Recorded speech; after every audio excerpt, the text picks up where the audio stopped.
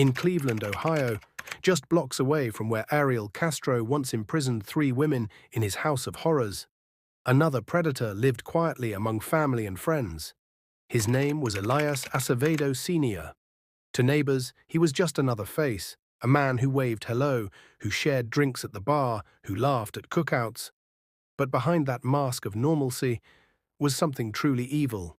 For decades, Elias hid his crimes in plain sight, raping his own daughters, attacking women in his community, and murdering 2 innocent victims.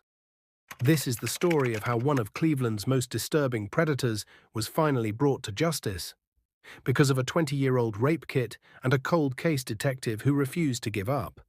It's March 1995. 18-year-old Christina Adkins is 5 months pregnant and full of hope for her future. She was last seen near West 25th Street in Cleveland, a neighborhood known for tight-knit families and struggling working-class homes. But that night, Christina never came home. Her family searched for years. Posters were plastered across telephone poles. Local TV stations aired her picture.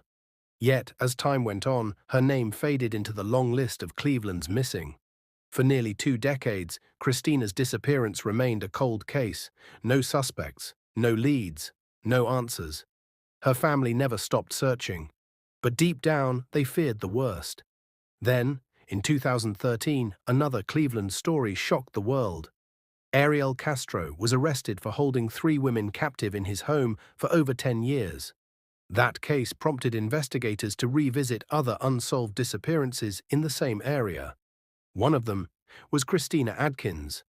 Around the same time, the Cuyahoga County DNA Cold Case Task Force began testing thousands of old rape kits, evidence that had sat untested for decades.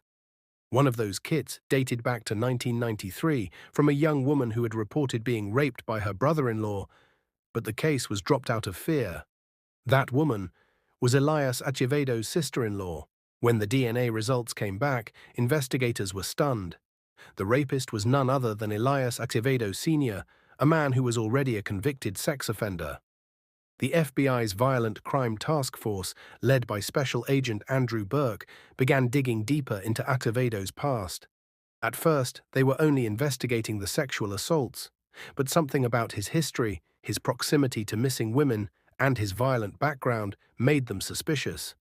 When they checked old reports from 1995, they found that Elias Acevedo was one of the last people seen with Christina Adkins. Only, his name had been misspelled in the police report as Eliza Rivera. That one clerical error might have allowed a murderer to go free for almost 20 years. Agents brought Elias in for questioning. At first, he denied everything, said he didn't know anything about Christina's disappearance. But when the investigators showed him the DNA evidence linking him to the sexual assaults, the mask began to crack. He admitted to years of raping his own daughters, saying he couldn't control himself. Even hardened agents said it was one of the most disturbing confessions they'd ever heard. Then came the moment of truth. Special Agent Burke pressed him again. What about Christina Adkins? For hours, Elias sat silent. Then finally, when prosecutors agreed not to seek the death penalty, he confessed. Elias told investigators that one night, in early 1994, he was drinking with his neighbor, Pamela Pemberton. When Pamela refused his advances, he snapped, raped and strangled her in a wooded area near Clark Field. Her body was discovered days later by neighborhood boys, but no one could trace it back to him. 2 months later, he met Christina Adkins, his cousin's pregnant girlfriend. He offered her a walk and a talk. Instead, he led her under a highway overpass near Interstate 90 and attacked her. When she threatened to tell her boyfriend and his wife, Elias panicked. He strangled her to death. He then stuffed her body into a utility vault, sealing her fate for nearly 2 decades. For 18 years, Christina's body remained hidden underground, until Elias finally told investigators where to find her. On December 30th, 2013, Elias Acevedo stood in a Cleveland courtroom, surrounded by the very people whose lives he had destroyed. He pleaded guilty to 2 murders, 4 rapes, and decades of sexual abuse. His total sentence, 445 years in prison.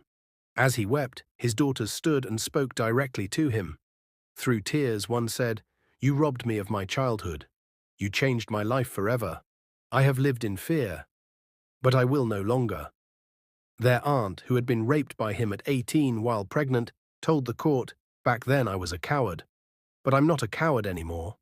Even the judge, Michael Donnelly, said it was the harshest sentence he had ever given, yet more humane than what Elias had done to his victims. For nearly 20 years, the families of Christina Adkins and Pamela Pemberton lived with unanswered questions. Christina's sister said, "We never stopped looking for her. Our hearts have been torn wide open, but now we can begin to heal." Pamela's family echoed the same pain, saying it took years to stop crying every day.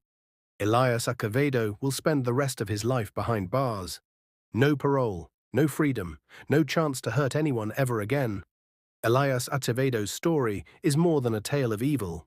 It's a reminder of how long justice can take, and how many victims are left unseen, all because one rape kit sat untested for 20 years. In the end, it wasn't luck that brought the truth to light. It was persistence, courage, and the voices of survivors who refused to stay silent. Sometimes justice comes late, but when it does, it speaks for everyone who never stopped searching.